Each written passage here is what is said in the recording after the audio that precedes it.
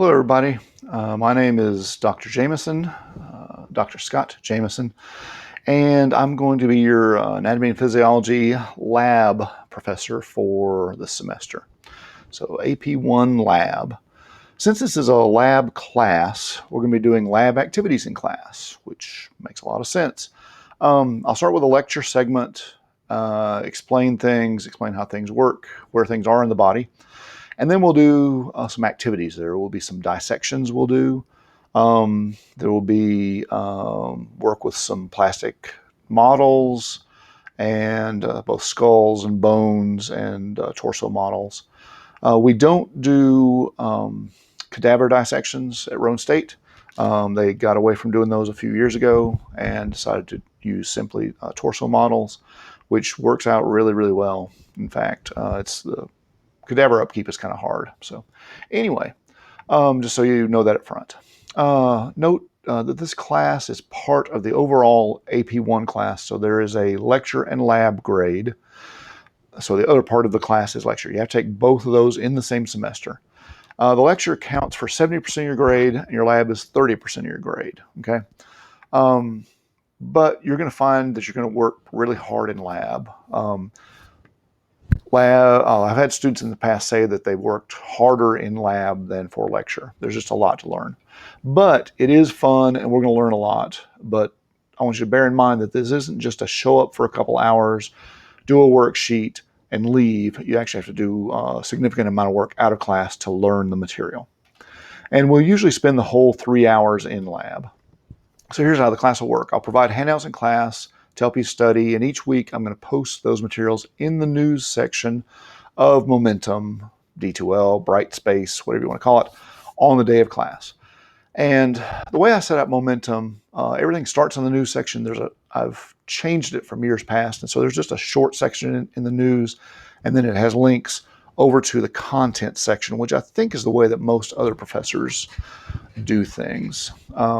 Anyway, so it's probably a little more what you're used to seeing rather than what I had set up before, which I thought was better, but it isn't the way Momentum really likes to work. So I always had to jigger things one way or another, and it was just it was difficult for me. So I'm trying to make it easy for you and for me both. So anyway. So go to the news section. It'll give a short description, and it'll give you a link over to the content section, and then you can go through that and just go through all the pages that are in there.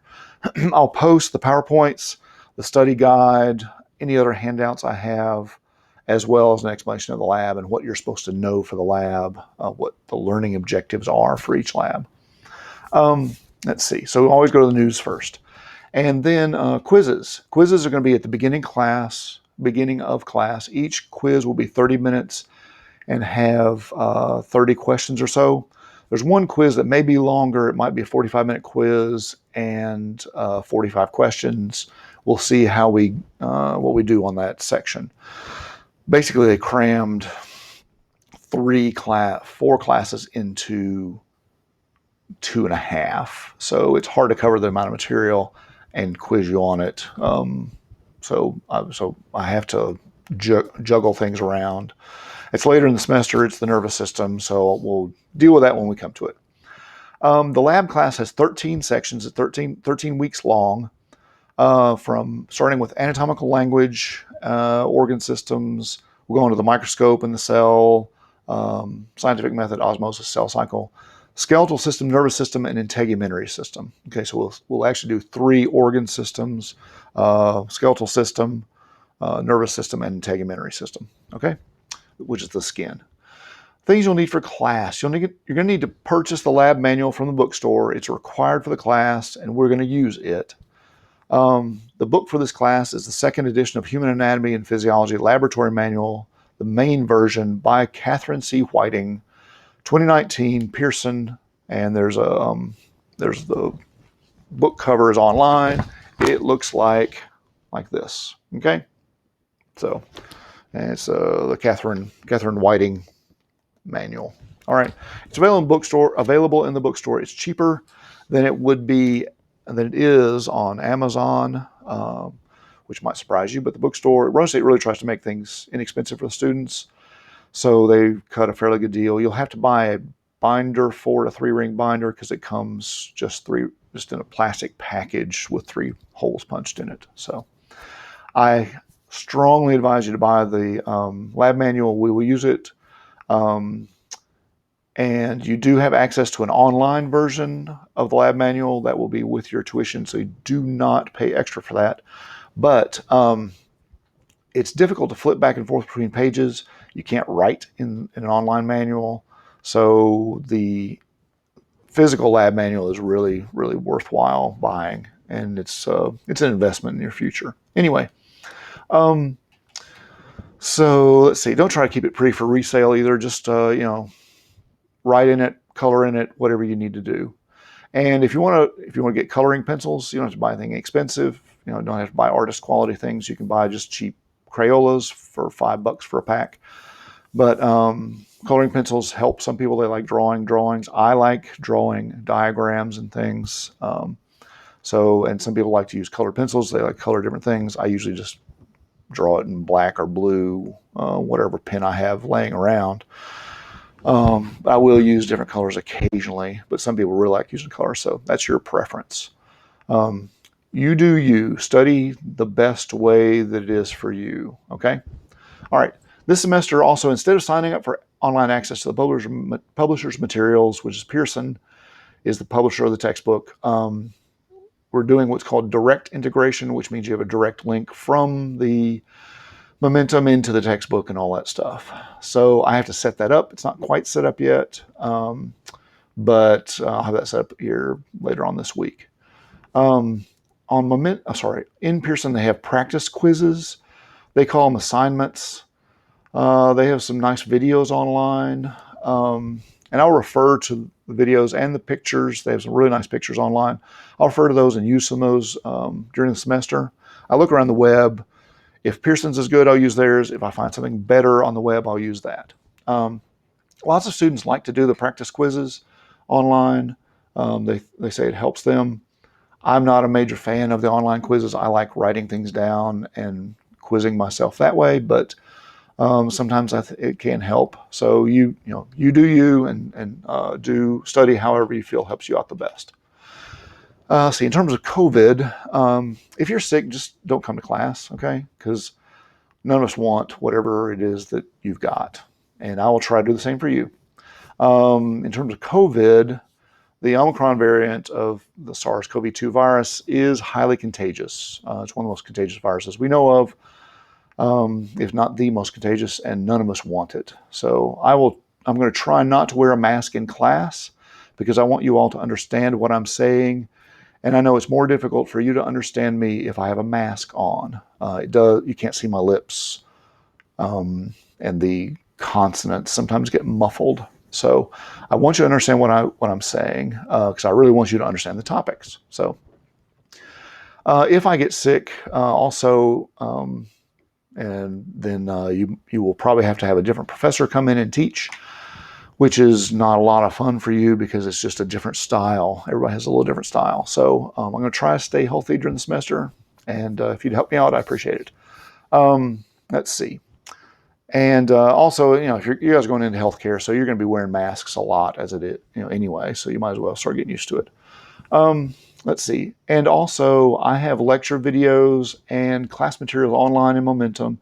So you can watch all those instead of coming to class. Also, if you miss class, or if you come to class and want to watch those, that's fine too. A lot of people have used those in the past just for review. Okay. And I also work with you if you're sick, making up quizzes. Because I really would like to keep us all healthy. I think there were a number of cases of COVID last semester, but there was no in-class transmission as far as we could tell of COVID, which was really great. Okay, how to do well in anatomy. In order to do well in anatomy, you need to study on your own. You also have to come to class. You can try not coming to class and studying on your own, but I can tell you that the vast, vast majority of people do better if they come to class. So that's just the way it goes. Specifically, coming to class is not the only thing you need to do, not just show up, but you also need to pre-study. So glance over the book, look at the pictures. If nothing else, just look at the diagrams so you're sort of familiar with the diagrams. At least when I put them up on the screen, either in a PowerPoint or I draw something on the board, you'll kind of have an idea of where we're going with things, okay? Look over the bold words, the chapter headings that are in each chapter, paragraph headings, just so you know what's going on. I'll give you a study guide in class, and so that will help you also. Let's see, what else? So pre-study, come to class, and then study afterwards. You're going to have to study afterwards. What you need to do when you study afterwards is draw pictures, outline your notes, do what are called concept maps. So you take the concept and then you draw arrows from other concepts, how all these things interrelate. And you can use the diagrams in the book to help you do that. You may draw diagrams and draw other diagrams that relate back and forth. Also, one thing that will help too is if you try to think of questions before you come to class and see if those get answered in class. And if not, you can ask them during class or after class. You don't have to spend a lot of time preparing for class. This brief preparation period will just really help you remember things. It helps get your brain a kind of an organized way and gives you a framework for where you want to store the knowledge, because you want to store the knowledge and be able to retrieve it later, okay? Anyway, you don't have to actually read heavily the chapter or do the pre-lab questions at the beginning chapter unless you want to. I think the pre-lab questions, some of them are kind of hard, and it'll be difficult to find the answers in the book.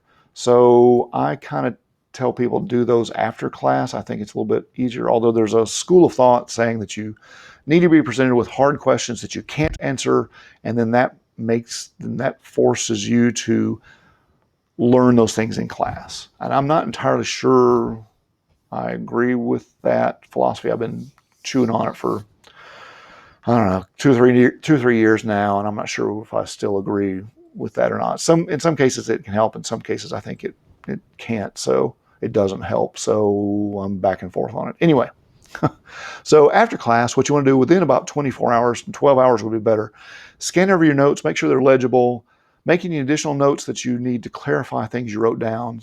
When I take notes, I like scribble, and sometimes I can't read my own writing. So just go back over and rewrite some of the words, because you look at it a week later, you won't have any idea what you wrote if your handwriting is like mine. So draw arrows between different notes to help make connections. I make notes, so I got stuff all over the page. So you don't have to make your notes pretty, but do bring a notebook to class so that you can take notes on things. I think it really helps. We're all here to learn. You don't have to be an amazing artist and draw amazing pictures. Stick figures, simple diagrams work really, really well. So, and then bring some questions that you have and bring those to class. You can talk with other students before or after class, or ask me during class if you guys, want to try to come up with group questions or whatever. I also encourage study groups. I think those are very helpful. Let's see. For studying, I mentioned write things down by hand with pen or pencil and paper. The physical act of writing things down is really important. It really helps you a lot. Don't worry if the diagrams aren't artist quality. That's okay. Just drawing a circle with dividing up into different parts and pointing to them really helps you remember. In terms of organizing your thoughts, think of it this way. If you're moving into a new apartment, say, you're going to decide where you want things. You're not just going to throw stuff into your bedroom and just toss your bed one place and put the dresser over here and something like that and just not think about it. You're going to decide, oh, this is the way I want it set up. Same thing when you're learning. What you want to do is decide where you want to put things so that you can retrieve them back out again. So tips for learning anatomy are organize things. Try to learn it in small pieces. That's called chunking. That's the current fad term for it. Pre-learn, so try to get an idea of where we're going before you come to class. Do physical actions, draw pictures and diagrams, write things down on paper, take notes. Visualize things to memorize them, so close your eyes, visualize things, and try to label them as you see them in your mind, okay? Just looking at the picture in the book isn't sufficient. Try close your eye, look at the picture, try to learn it, then close your eyes and try to see if you can see that picture and put the labels on the parts. Then link bits of information to a new topic. So something you already know will lead to something new, and you can, it's sort of like making a chain. So you have one piece and you add another piece on, and another piece on, and another piece on, okay?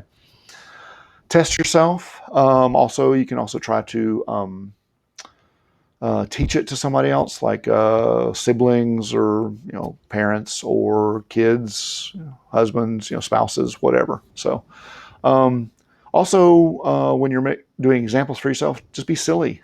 Use silliness. It's silly phrases make it easier to remember. We're going to have some of those as we go on through class, and I'm going to teach you some of those to help you remember different parts of the body. Also, use online resources. There's lots of online resources. Some of them are good, some of them are not so good. I've got a list of links in Momentum that you can feel free to use and go through and watch videos, look at any of the material that's on there. There's a glossary, a list of prefixes. Let's see, there's a whole bunch of videos. The videos by Sam Webster are absolutely excellent. He's a guy over in Wales. He's a med school anatomy instructor. He's incredible. So you can look at him. He does about 20 to 30 minute videos. And so another set of videos people have used that they say were helpful were something called Crash Course Anatomy. It's Crash Course is, I think, I don't know, it might have been associated with PBS or something at one point. But anyway, they created a whole bunch of videos on a whole bunch of different topics, but they do a really quick overview of a topic. The guy talks really fast, so I'm not sure. For me, it's not that useful, but it might be good for you. So let's see. And the other thing is to get together with your classmates. Study groups before class and after class really help a lot. So yeah, show up at 6 o'clock or whatever, 5:30, 5 o'clock, whatever, and get together down in the couches and tables and talk with each other. It really helps. So anyway, that's a quick overview of what we're doing in lab this semester. So I look forward to seeing you guys. First class will be August 25th at 6:30, and I will see you then. Bye.